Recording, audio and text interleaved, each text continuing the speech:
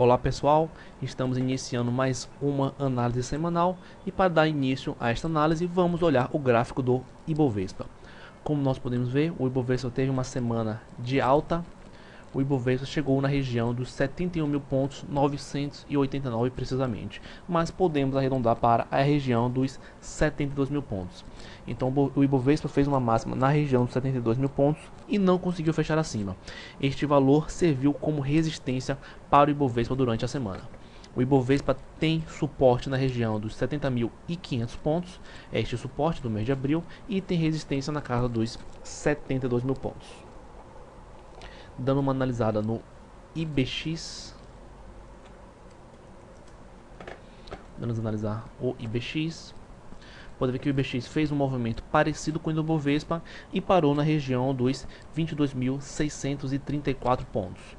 E tem suporte na região dos 22.170 pontos. O que vale interessante estudar nesse gráfico é que o IBX só conseguiu romper a sua máxima do ano. Podemos ver aqui, onde eu estou neste patamar de 11 de janeiro, foi a máxima do ano. Ele só conseguiu romper esse patamar no dia 8 de abril. Então só recentemente o IBX 50 conseguiu romper a sua máxima do ano, o que é um movimento interessante, pois na semana passada o IBX não tinha rompido. Podemos ver aqui que o Ibovespa já rompeu a máxima do ano no início do mês de abril, enquanto o IBX não tinha conseguido romper a máxima do ano.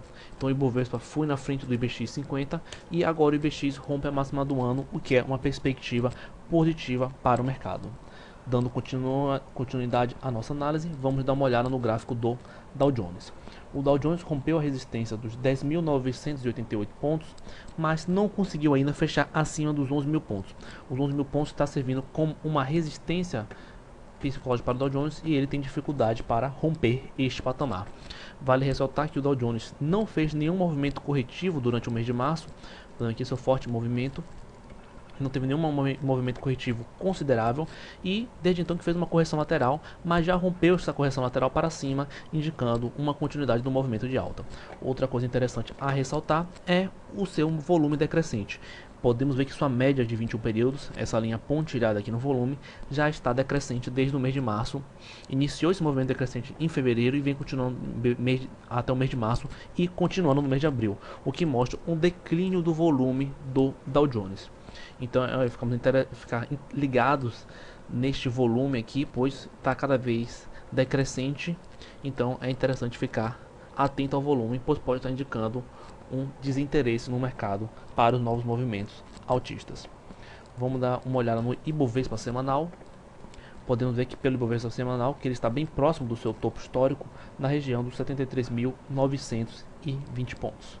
Então no semanal veio uma forte alta em 2009, como podemos ver, fez uma correção e voltou seu movimento ascendente e já rompeu este pivô na semana, indicando que o próximo alvo do Ibovespa é a região dos 73.920 pontos. Dando uma análise no Dow Jones no semanal, podemos ver que o Dow Jones ainda falta muito para o seu topo histórico. O seu topo histórico é na região de 2007. Vou dar uma afastada aqui no gráfico, podemos ver que o topo histórico do Dow Jones é em setembro mais ou menos de 2007. Plotando um Fibonacci de toda a pernada do Dow Jones, deste movimento baixista que se iniciou em 2007, podemos ver que o Dow Jones tem a resistência de 61% de Fibo na região dos 11.245 pontos. Então acredito que será um patamar onde o Dow Jones não vai conseguir passar facilmente. Acredito que essa resistência dos 11.245 será um ponto chave para o Dow Jones ao testar essa região. Outra análise interessante que nós podemos fazer é indexar o Ibov ao dólar. Assim teremos uma visão do Ibovespa dolarizado. Podemos ver que o Ibovespa dolarizado ainda não conseguiu romper a sua máxima de abril. Já rompeu a máxima do ano junto com o Ibovespa, mas o dolarizado não rompeu aquele pivô que o Ibovespa rompeu. Podemos ver aqui que ele não conseguiu romper esse pivô que seria do dia 6 de abril. Vou colocar aqui o gráfico do Ibovespa normal. Podemos ver que o Ibovespa já rompeu este patamar de 6 de abril, enquanto o Ibovespa dolarizado não conseguiu romper.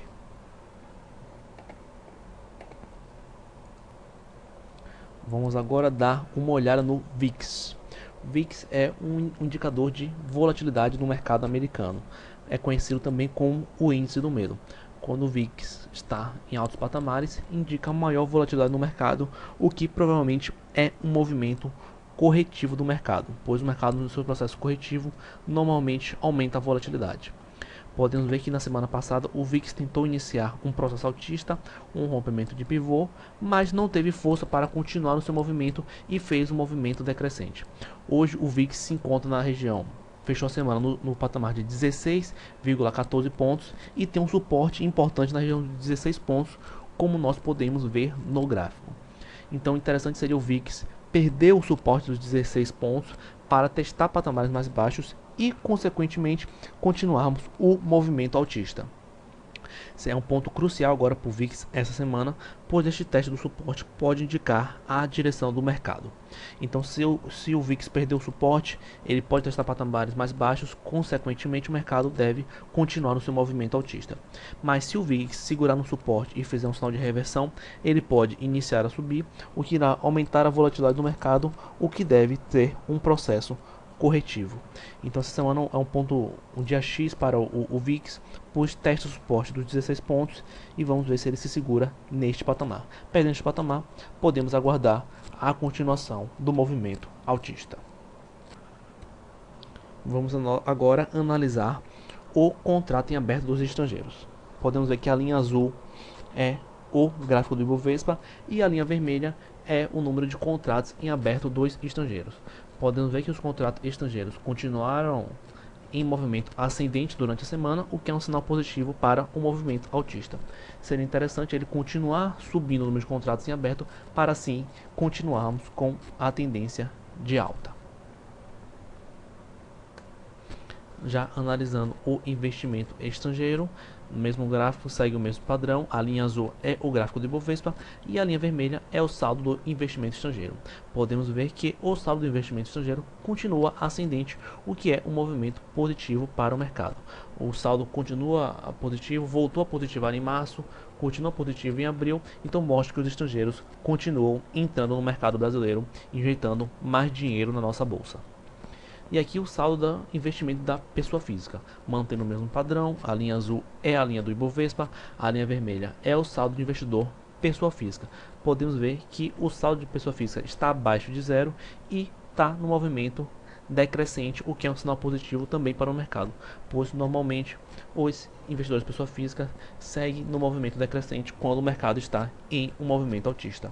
Então tudo indica que pelo saldo dos investidores nós devemos continuar com a alta para os próximos pregões.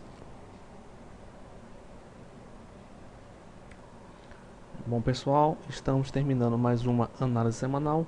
Queria agradecer a participação de todos e desejar a todos vocês uma boa semana e uma ótima semana com bons lucros e bons trades. Um abraço e até a próxima.